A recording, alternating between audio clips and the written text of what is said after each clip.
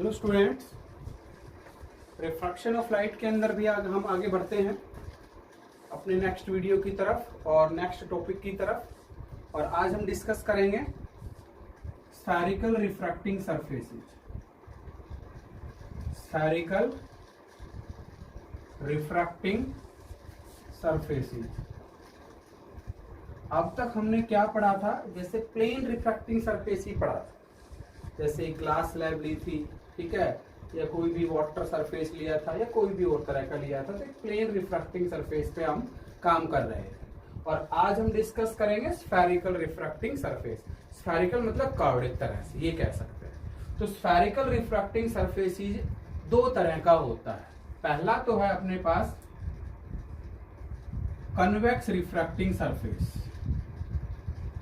Convex refracting surface. Convex का नाम भी सुना होगा तुमने पहले भी, ठीक है। जैसे लेंस के अंदर भी कन्वेक्स लेंस, तो कन्वेक्स लेंस कैसे बनता है, कनकेव लेंस कैसे बनता है, वो इन्हीं रिफ्रैक्टिंग सरफेसेस की हेल्प से ही बनता है।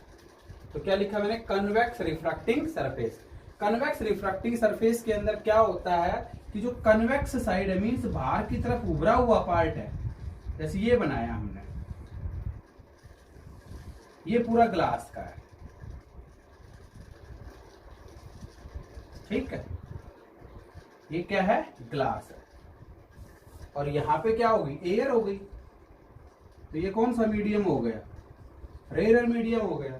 और ये ग्लास का है, ये ग्लास है इधर पूरा, तो ये कौन सा मीडियम हो गया? डेंसर हो गया। और ये जो सीधी लाइन मैंने खींची है, ये जो सीधी लाइन, यहाँ पे इसका सेंटर ऑफ कर्वेचर होगा सी, होगा या नहीं होगा? सी कहीं ना कहीं तो होगा। जैसे ये आर्क बन गया एक तरह से, तो इसका सेंटर ऑफ कर्वेचर होगा सी, सेंटर जिसे हम कहेंगे। और ये जो सीधी लाइन, और ये जो यहां से लेकर के यहां तक, ये जो साइज है, इसे अपर्चर बोलते हैं। और ये अपर्चर का मिड पॉइंट, इसे पोल कहते हैं। क्या कहेंगे? इसे पोल। और इसे क्या कहोगे? सेंटर ऑफ कर्वेचर, ठीक। तो कन्वेक्स साइड किधर हो गई? रेयर मीडियम की तरफ हुई। बाहर की तरफ उभरा हुआ पार्ट किधर हुआ? रेयर मीडियम की तरफ हुआ। क्या इसको ऐसे नहीं बना सकते आप? ऐसे बना लो चाहे। तो ये पोल हो गया, ये इसका सी हो गया। और यहां कौन सा मीडियम? रेयर, एयर है। और ये कौन सा है? अपना ग्लास है। तो कौन सा है? Denser medium. कौन सा हो गया? Denser medium. तो रेयर और ये क्या है? डेंसर। यहाँ पे एयर और ये ग्लास, ये पोल और ये सेंटर ऑफ कर्वेचर। तो कन्वेक्स साइड किधर हो? रेयर मीडियम की तरफ हो, तो वो होगा कन्वेक्स रिफ्रैक्टिंग सरफेस। तो क्या लिखोगे? That surface whose convex side is towards the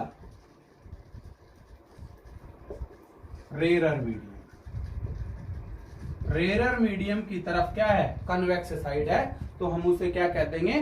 convex refracting surface कहते हैं, ठीक है। तो यहां से हम ये समझे कि कन्वेक्स रिफ्रैक्टिंग सरफेस क्या होता है। इसको लिख लो। पहले तो टाइप ही पढ़ लेते हैं, बाकी डिटेल में पढ़ना। ये तो एक जनरल छोटी छोटी बातें हैं जिनको आपको ध्यान रखना है, क्योंकि बाद में जब हम इसके डेरिवेशन करेंगे, इसके ऊपर क्वेश्चन करेंगे, तो पोल क्या है, सी क्या है, तो ये चीजें हमें पता होनी चाहिए। वैसे आपको पता भी होगा, पीछे जैसे आपने पढ़ा होगा 10th क्लास के अंदर पढ़ते हैं हम, मिरर भी, लेंस भी, तो वहां पे सभी सारी बातें आती हैं। बट एक बार फिर भी हम जैसे, ये थोड़ा सा अलग है, उनसे थोड़ा सा डिफरेंट टॉपिक है। अब देखो, ये कन्वेक्स साइड, ये कन्वेक्स साइड, दोनों को मिला दो, तब जाकर के कन्वेक्स लेंस बनता है। तो हम लेंस के अंदर डिस्कस करेंगे। इन दोनों को मिला देंगे ना, ठीक है, दोनों कन्वेक्स को, तो क्या बन जाएगा? ये ऐसे बन जाएगा। देखो, ये ऐसे बना और ये ऐसे बना, ये क्या बन गया? लेंस बन गया, ठीक है। ये पोर्शन सारा ये, तो ये क्या बन गया? लेंस बन गया। तो इन दोनों को मिला देते हैं, तो क्या बन जाता है? कन्वेक्स लेंस बन जाता है। तो ये हम बाद में डिस्कस करेंगे जब हम लेंस का टॉपिक पढ़ेंगे तब। ये तो मैंने समझाया कि वे लेंस कैसे बनता है, ठीक है। तो लेंस इन रिफ्रैक्टिंग सरफेसेस की हेल्प से बनता है, ठीक है। तो ये हुआ कन्वेक्स रिफ्रैक्टिंग सरफेस। दूसरा कनकेव साइड कर दो रेयर की तरफ, तो क्या हो जाएगा, वो कनकेव रिफ्रैक्टिंग सरफेस हो जाएगा। तो यहां पे क्या लिखेंगे हम, number 2 concave refracting surfaces, concave. दूसरा है अपने पास, ये तो हो गया कन्वेक्स, दूसरा कनकेव रिफ्रैक्टिंग सरफेस। इसमें क्या लिखोगे, that surface whose concave side, concave का मतलब अंदर की तरफ दसा हुआ पार्ट, ऐसे बनेगा, ये कनकेव हो गया। इधर ग्लास है, ये प्रिंसिपल एक्सिस, जो सीधी लाइन इसमें से पास करते हैं इसे प्रिंसिपल एक्सिस बोलते हैं। ये पोल हो गया, ये इसका सी इधर आ गया, ये सारा डेंसर मीडियम इधर हो गया।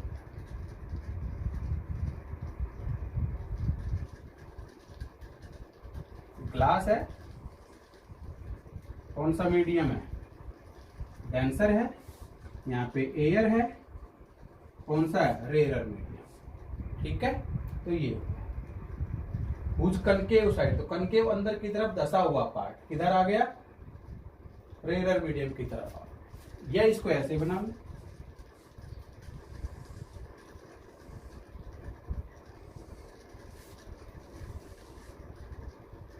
ये पोल हो गया, ये सेंटर ऑफ कर्वेचर हो गया, ये अपना इधर क्या आ गया, डेंसर मीडियम आ गया।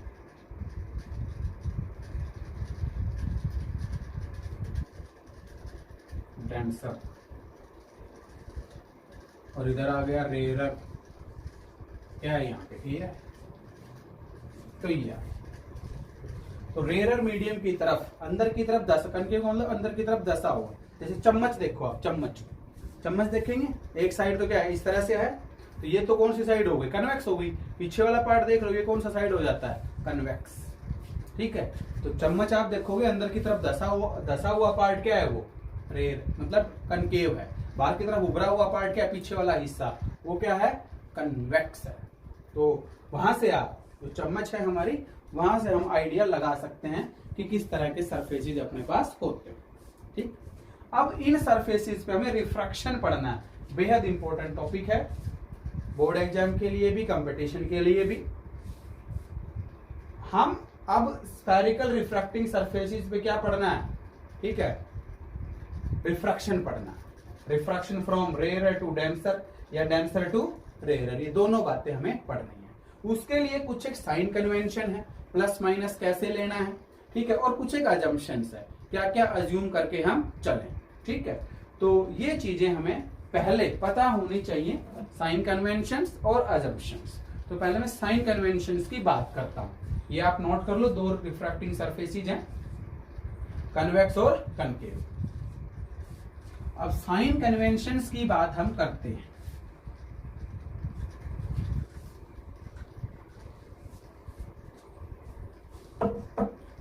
साइन कन्वेंशंस,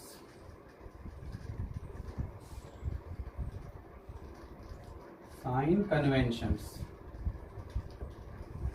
जैसे ये मान लो मैंने एक रिफ्रैक्टिंग सरफेस ले लिया, कौन सा है, पता चल गया होगा, इधर ग्लास बनाऊंगा, मीन्स कौन सा मीडियम हो गया, ये डेंसर मीडियम हो गया। ये ग्लास है, ये रेयर मीडियम हुआ, एयर है, ये पोल हुआ, ये सेंटर ऑफ कर्वेचर हुआ, ठीक। अब मान लीजिए जैसे हम नॉर्मल डालते हैं ना, नॉर्मल कहां से डालते हैं, जैसे मान लो यहां पे एक ऑब्जेक्ट लिया, पॉइंट ऑब्जेक्ट, और ये इंसिडेंट रे हुई, और नॉर्मल हमेशा कहां से डालते हैं हम, सेंटर से। ये नॉर्मल डाल दिया, बताओ किधर बैंड होगी, सोचो। रेयर से कहां जा रही है, डेंसर मीडियम के अंदर जा रही है। जब कोई रे ऑफ लाइट रेयर से डेंसर में जाती है तो बैंड होती है कहां, towards the normal, towards the normal, ठीक। इस तरह से इमेज बन जाती है। एक रे सीधी गई तो ये सीधी चली जाएगी, आई बराबर क्या है 0, तो आर बराबर भी 0, तो दोनों रेज यहाँ पे काट गई और यहाँ पे काट गई, वहां पे क्या बन जाती है, इमेज बन जाती है। ये हम डिस्कस करेंगे। तो यहाँ से पहले हम साइन कन्वेंशन लिख देते हैं। साइन कन्वेंशन की बात ये हुई, पोल से सारे डिस्टेंसेज लेने हैं। पहली बात, जैसे मिरर फॉर्मूला जैसे आपने किया हुआ 10th में, वहां भी किया होगा, हमें सारे डिस्टेंसेज कहां से लेने हैं, पोल से लेने हैं। और सीधा सीधा है, पोल से इधर वाले तो क्या ले लेना, नेगेटिव, पोल से इधर वाले क्या ले लेना, पॉजिटिव। सीधी सी बात ये। जैसे ये ओरिजिन मानते हैं, एक्स की तरफ जाते हो क्या होता है, पॉजिटिव, एक्स डैश की तरफ आते हो क्या आता है, नेगेटिव। तो ऐसे ही यहाँ करना है। बट यहाँ थोड़ा सा एक चीज और ध्यान रखना है, क्योंकि ये तो एक जनरल सी बात है, बट यहाँ ये मतलब हालांकि 80-90% केसेस में ये यूज होगा, बट कुछ एक केसेस में जैसे लेंस और मिरर का कंसेप्ट आएगा तो वहां पे थोड़ा सा ये हो जाता है कि उधर वाले हम पॉजिटिव, मतलब इंसिडेंट रे के साथ लेना है हमें यहाँ, मतलब इंसिडेंट रे के साथ साथ, जैसे ये गई ऐसे गई तो पॉजिटिव, और इंसिडेंट रे के अगेंस्ट आ गए तो क्या लेना है, नेगेटिव। जैसे मैं पी से ओ की तरफ आऊंगा, इधर आया ना, तो इंसिडेंट रे तो मेरी इधर जा रही है, इधर जा रही है, मैं कहा रहा हूं, पी से अपोजिट आ रहा हूं इंसिडेंट रे के, तो इंसिडेंट रे के अपोजिट आओगे तो क्या लेना है, नेगेटिव। और ये इंसिडेंट रे इधर जा रही है तो मैं इधर ही जाऊंगा तो क्या आ जाएगा, पॉजिटिव। तो यहां पे जो मतलब हमें साइन कन्वेंशन के अंदर लेना है वो इंसिडेंट रे वाला मतलब कंसेप्ट लेना, ये ध्यान रखना। हालांकि जनरल है कि भाई उधर वाले पॉजिटिव और इधर वाले क्या, नेगेटिव। मोस्टली केसेस में तो यही होगा। ठीक है, तो साइन कन्वेंशन में पहली बात, all the distances measured from pole, सभी डिस्टेंसेस पोल से मेजर करना है। ठीक है, पहली बात। दूसरा, अब देखो इंसिडेंट रे के साथ साथ पॉजिटिव और उसके अपोजिट डायरेक्शन में नेगेटिव ये लिखना है। The distances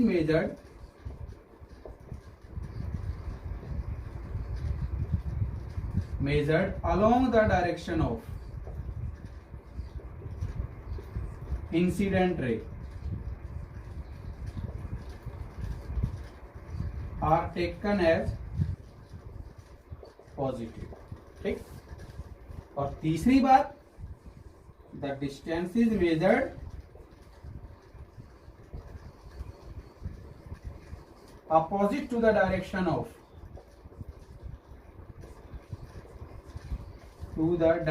of incident ray are taken as negative। ठीक, सभी डिस्टेंसेस पोल से मेजर करने हैं। इंसिडेंट रे के साथ साथ जो भी डिस्टेंसेस होंगे वो पॉजिटिव ले लेने हैं, और इंसिडेंट रे से जो अपोजिट आ गए वो आपको क्या, नेगेटिव ले लेना। ये अपने क्या हुए, साइन कन्वेंशन। इसको नोट कर लो। ठीक है, इसको क्या, नोट कर लो।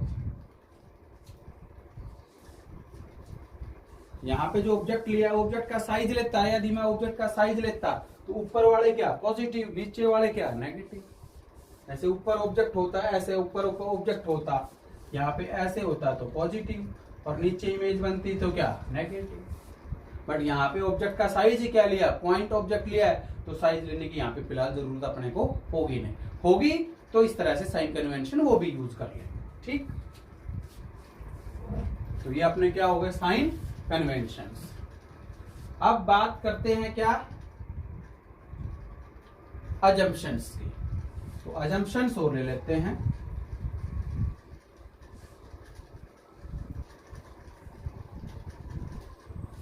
अजम्पशंस और ले लेते हैं हम, क्या क्या है अजम्पशंस, क्या अज्यूम हमें करके चलना है। पहली बात तो यही है, the object should be point object. Object कैसा होना चाहिए, पॉइंट ऑब्जेक्ट होना चाहिए। ठीक, दूसरी बात, जो अपर्चर है, ये वाला साइज जो है, ये भी कम से कम, जितना कम से कम हो उतना होना चाहिए। The aperture should be small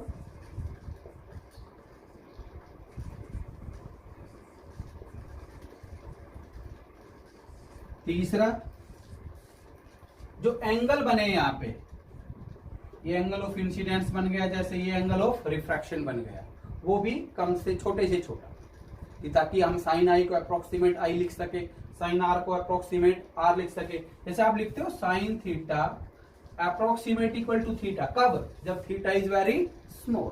तो यहाँ पे मैं लिखूंगा बाद में कि sine i approximate equal to i, sine r approximate equal to r. तो क्या तब लिखोगे जब एंगल्स क्या होंगे? स्मॉल होंगे। तो ये भी the angles should be small, angle भी कम, angle of incidence and angle of refraction दोनों लिखना चाहो पूरे लिख देना।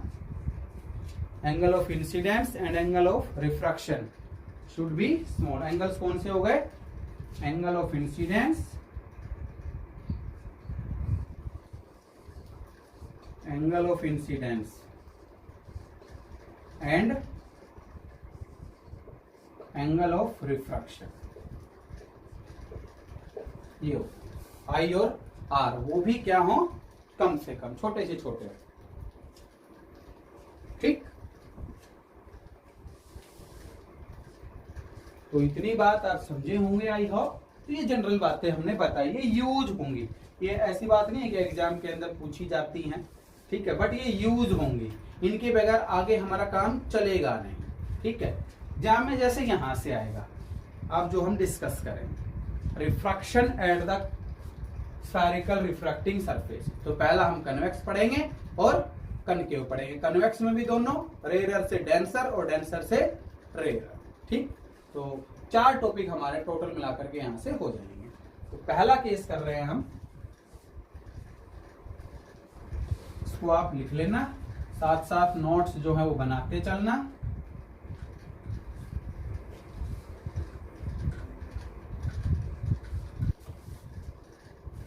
पहला टॉपिक बेहद इंपॉर्टेंट है बोर्ड एग्जाम के लिहाज से, बाकी कंपटीशन के लिए तो फॉर्मूला ही यूज करने हैं। ठीक है, refraction from rare to denser medium.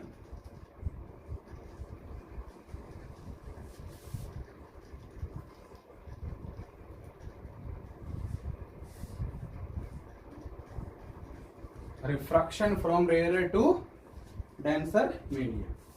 अब ये जो रेयर से डेंसर, ये दोनों पे तो हो सकता है, रेयर से डेंसर वाला दोनों पे हो सकता है, कन्वेक्स पे भी हो सकता है और कनकेव पे भी हो सकता है।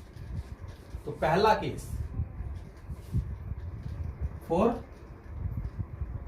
कन्वेक्स रिफ्रैक्टिंग सरफेस,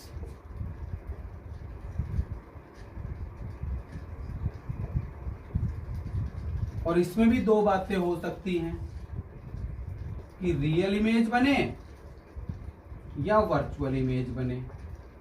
तो पहला केस कर रहे हैं क्या? Real image. अब जानते हैं वर्चुअल इमेज क्या होती है, रियल इमेज क्या होती है। सीधी सीधी भी इमेज बन जाए रियल होती है, और जो पीछे बढ़ाने से इमेज बनती है वो क्या होती है?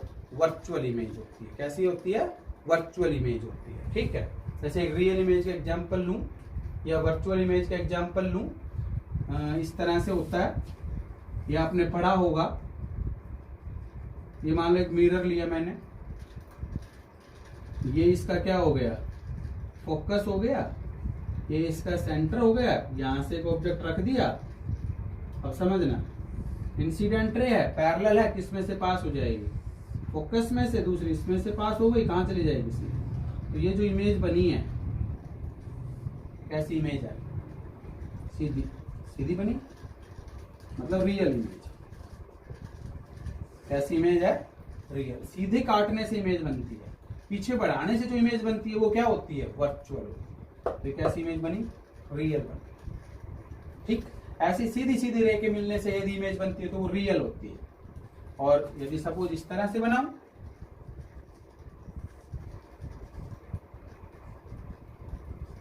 यहां पे ऑब्जेक्ट रख दिया, अब देखना, अब देखो पीछे बढ़ाने से इमेज बनेगी। तो ये इमेज कैसी होती है? ये वर्चुअल इमेज होती है। ये कैसी हो गई? वर्चुअल। ये कैसी हो गई? रियल। तो बढ़ाने के बाद इमेज बने तो वर्चुअल, सीधा काटने से इमेज बने तो रियल। ये वैसे ही समझाया है मैंने, ठीक है, इसको लिखने की जरूरत नहीं क्योंकि हमारा टॉपिक ये है। अब इसमें देख क्या हुआ, कन्वेक्स रिफ्रैक्टिंग सरफेस। उससे पहले देखो, पहले क्या पढ़ना हमें, refraction from rare to denser, means object को कहां रखना है, रेयर मीडियम में रखना है। किस पे रखना है, कन्वेक्स पे रखना है, तो कन्वेक्स वाला ले, ये कन्वेक्स रिफ्रैक्टिंग सरफेस ले लिया।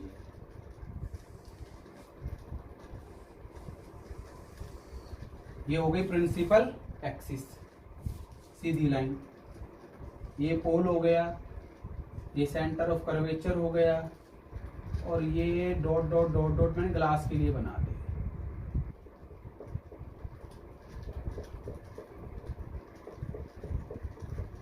ये हो गया डेंसर, ये हो गया यहाँ पे रेयरर।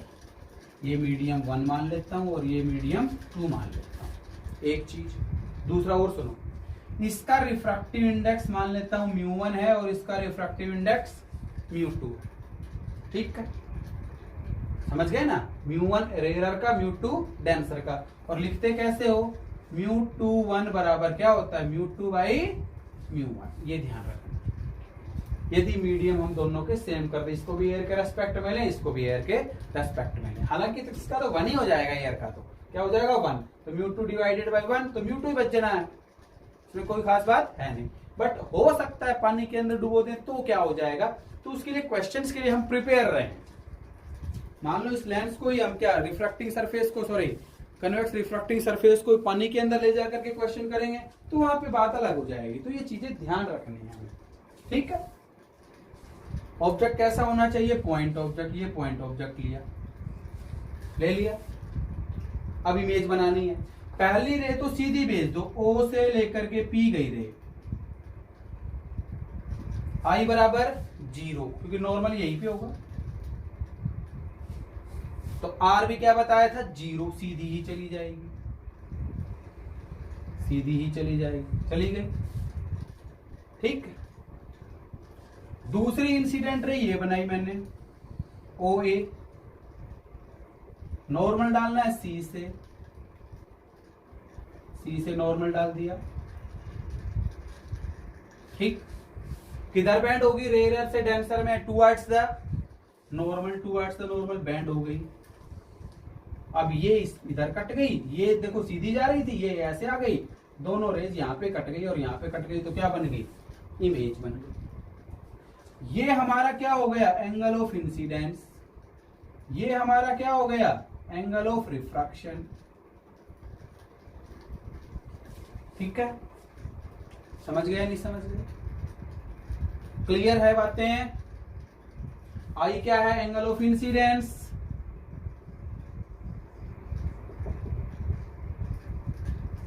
एंगल आर क्या है, एंगल ऑफ रिफ्रैक्शन, ये हुआ, समझ गए होंगे, ठीक है। इतनी बात समझो, लिखने की जरूरत है नहीं इसमें कि भाई इस तरह से हमने लिया, ये सारा का सारा डायग्राम में दिखाई दे रहा है। हालांकि लिखना चाहो तो इसमें लिख देना कि we have a convex refracting surface, एक बात, O be a point object placed at the principal axis, OP incident ray, P X लिख दो यहाँ पे जैसे विद अ रिफ्रैक्टेड रे, ओ a another incident ray, A I another refracted रे, और दोनों कट गई तो आई क्या बन गई, इमेज बन गई, ठीक है। ओ पॉइंट ऑब्जेक्ट है, आई क्या है, कैसी इमेज है, रियल इमेज, कैसी इमेज है, रियल इमेज, ठीक है। इसको लिख लेना, हालांकि जरूरत नहीं है क्योंकि हमें पूरा का पूरा क्या डेरिवेशन ही चाहिए। अब यहां से आगे सुनना, समझना क्या इसकी इक्वेशन आएगी। According to Snell's law,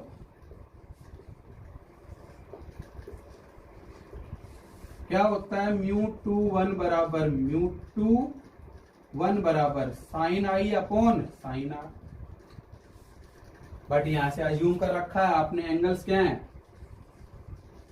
small है, तो क्या बताया था, sine i approximate equal to i और sine r approximate equal to r हो गया या नहीं हो गया। और इसको मैंने क्या बताया, क्या लिखना है, μ2 बाई μ1। भले ही एयर के अंदर रिफ्रैक्टिव इंडेक्स की वैल्यू 1 होती है, कोई दिक्कत वाली बात नहीं है। बराबर आ जाएगा आई अपॉन आर, क्योंकि साइन आई को लगभग क्या रख दिया, आई, साइन आर को लगभग क्या कर दिया, आर, क्रॉस मल्टीप्लाई कर लो। μ1 आई बराबर क्या है, μ2 आर। नहीं हो गया क्या, ये इससे मल्टीप्लाई हो गया, ये इससे मल्टीप्लाई हो गया। इसको मान लेना इक्वेशन नंबर 1। इसको क्या मान लो, इक्वेशन नंबर 1। ठीक है। अब हमें आई और आर की वैल्यूज निकालनी है। इसकी आई और आर की वैल्यूज निकालनी है। तो आई के लिए देखो कौन सी ट्रायंगल में जाना पड़ेगा। ये एंगल मान लो अल्फा है, ऑब्जेक्ट का एंगल। जनरली मान लेना, ऐसा ही बता रहा हूं कि ऑब्जेक्ट का एंगल अल्फा, इमेज का एंगल बीटा और सी का एंगल गामा। ऑर्डर याद रखना, पहले ऑब्जेक्ट का एंगल लो, फिर इमेज का एंगल लो और फिर सी का एंगल लो। हालांकि मैं ऐसे ही मान सकता था अल्फा बीटा और गामा, बट मतलब क्या है कि थोड़ा सा आसानी रहेगी करने में, डेरिवेशन करने में, क्वेश्चंस करने में आसानी रहेगी। इसलिए मैंने क्या ले लिया, अल्फा ऑब्जेक्ट का एंगल है और बीटा इमेज का एंगल है और गामा सी के लिए एंगल है। ठीक है, इतनी बात। अब यहां से आई देखना, आप जानते होंगे एक एक्सटीरियर एंगल दो इंटीरियर एंगल्स के सम के बराबर होता है। तो यहां एक ट्राइंगल ले रहा हूं मैं, ओ ए सी,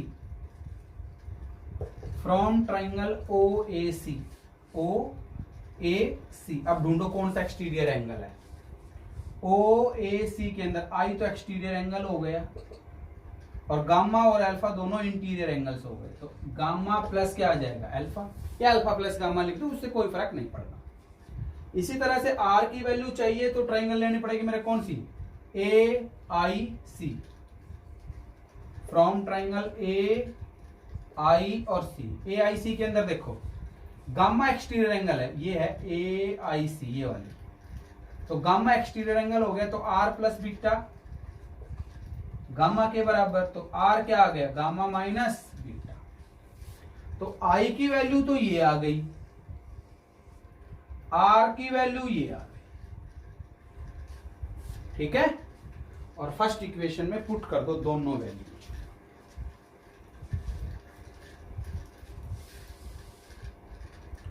फर्स्ट इक्वेशन में दोनों वैल्यूज पुट कर दो।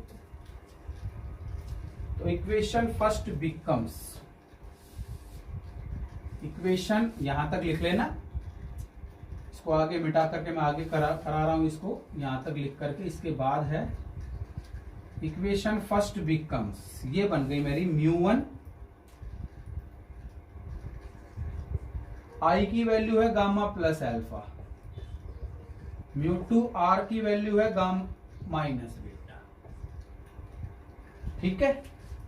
अब इनकी जरूरत नहीं है, पूरी हो गई तो ये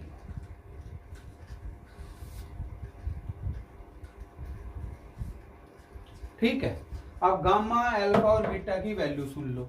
एंगल होता है आर्क लेंथ अपॉन रेडियस, क्या बताया, आर्क लेंथ अपॉन रेडियस। तो जैसे ये गामा की वैल्यू लिखोगे तो आर्क लेंथ क्या हो गई, एपी, रेडियस क्या हो गया, पीसी।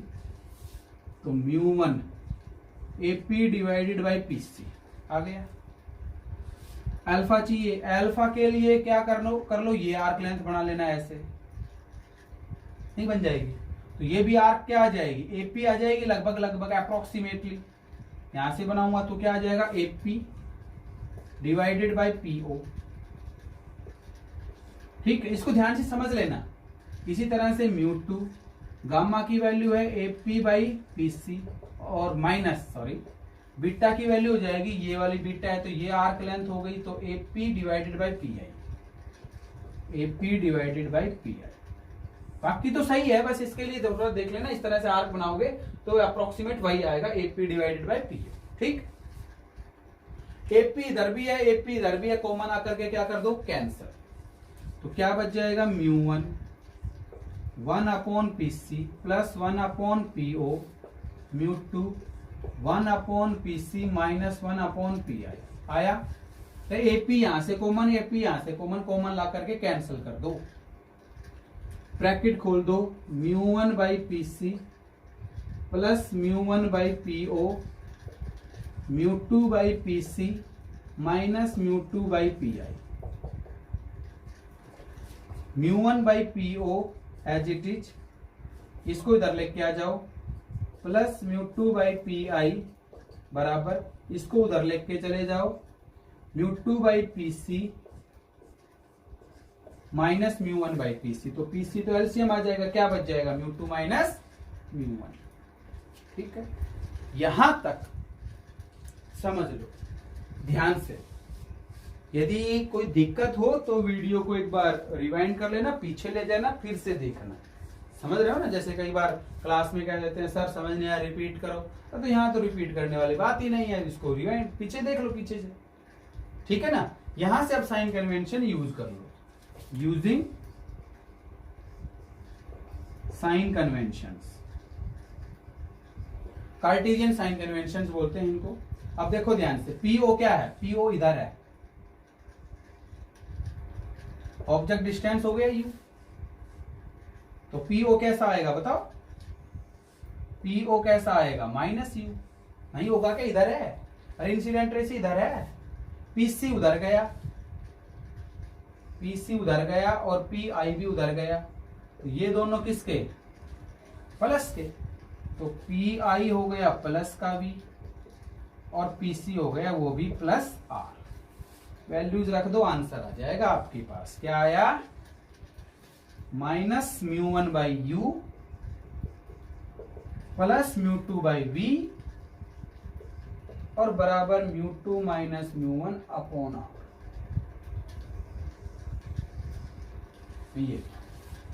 ये इक्वेशन आपको याद रखनी है, आगे जब भी क्वेश्चन हम करेंगे या जब भी हम लेंथ्स पढ़ेंगे तो उसके अंदर ये चीजें यूज होंगी।